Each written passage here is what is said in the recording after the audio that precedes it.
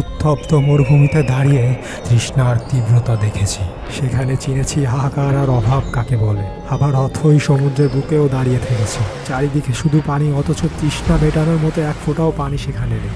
সেদিনই এক পরম সত্য উপলব্ধি করলাম, অভাব শুধু শূন্যতায় হয় না। অভাব তখনও হয় যখন আপনার চারপাশে অনেক কিছু আছে, কিন্তু যা সত্যিই দরকার ঠিক সেটাই থাকে না।